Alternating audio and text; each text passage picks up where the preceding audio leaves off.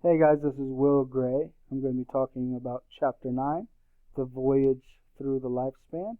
I'm going to focus on the stage of adolescence, social and emotional development, specifically focusing on the influence that people can have on adolescence and how vulnerable adolescents can be at that stage in their life. What is an adolescence and definition? It's of a young person in the process of developing from a child into an adult, approximately 10 to 19 years old. Things to understand and consider about this stage of development is it can affect relationships, friendships, good and bad judgments, and reputation. This picture here I really like because if you look inside, it has some different topics that you think about as an adolescent. If you could think back to when you were a kid, a lot of these things ran through your mind, such as love, your ego, your self-image, answers, hate and love, the coolness gauge, and a TV, and awkwardness. Those different kind of things that adolescents think of on a daily basis.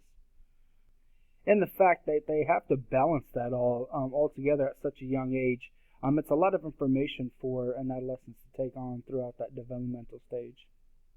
It affects relationships. Parents may encounter high-stress conflicts with their adolescents.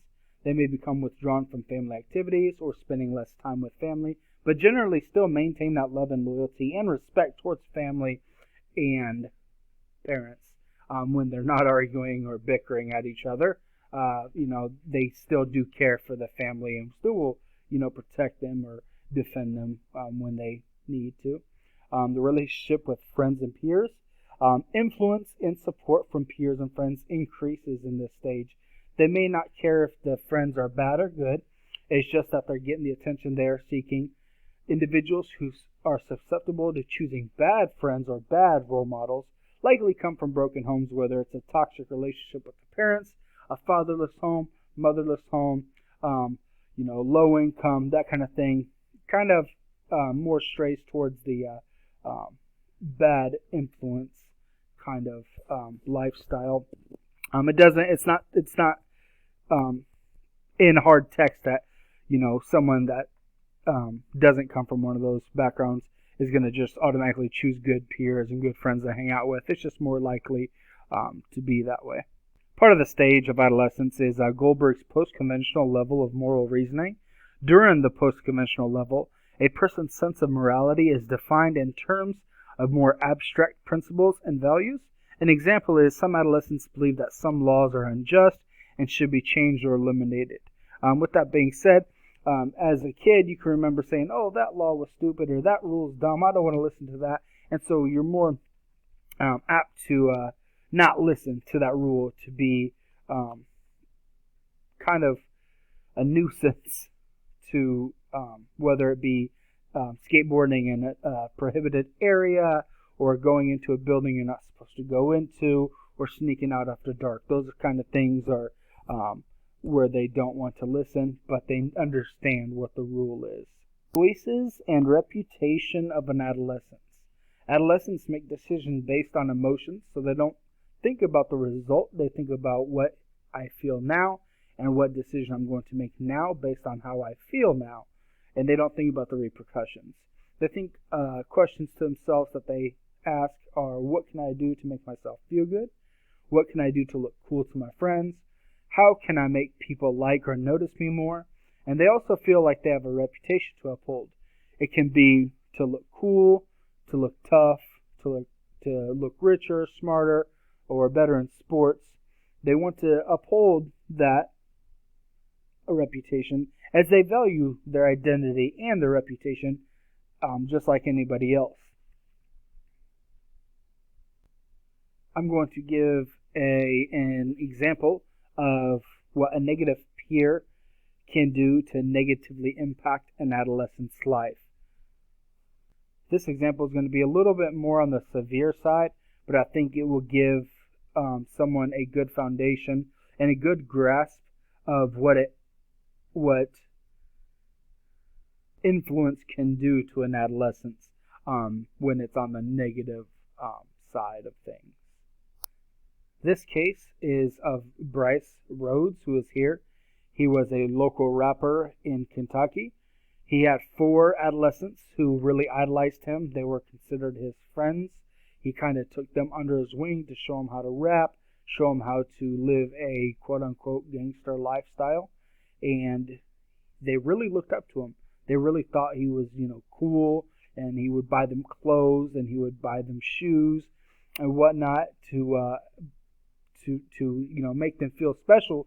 But then he'd want something in return. He'd tell them, we're going to rob this person, or we're going to steal this car, that kind of thing. He'd want something in return, but it was okay because they were getting all this new stuff from Rhodes.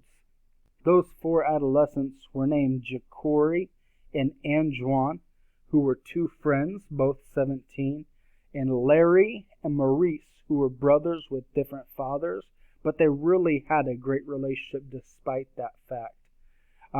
Bryce Rhodes is pictured here. There's a lot going on to this case, so I'll make it very short due to the time restraint on this PowerPoint. Bryce Rhodes and these 4 adolescents were driving one day. They seen Jones, the victim, walking one day down the sidewalk, and Bryce told the 4 adolescents he was going to kill Jones due to a bounty being on his head from a local neighborhood gang. So Bryce went to Jones and shot him to death in front of the 4 adolescents.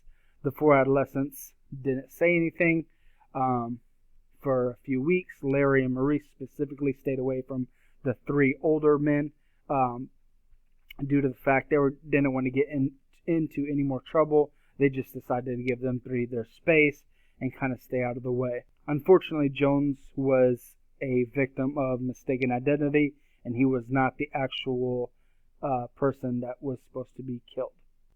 After a few weeks, Rhodes got really spooked and got nervous, and he thought the 2 brothers, Larry and Maurice, were going to the police and telling them what happened.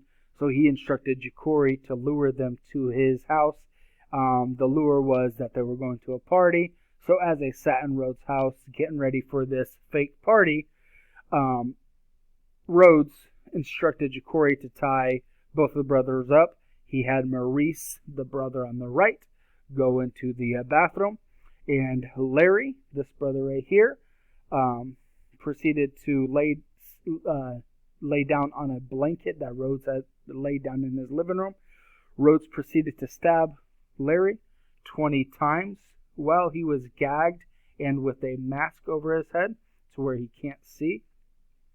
And then Rhodes instructed Jacory to roll Larry out of the way.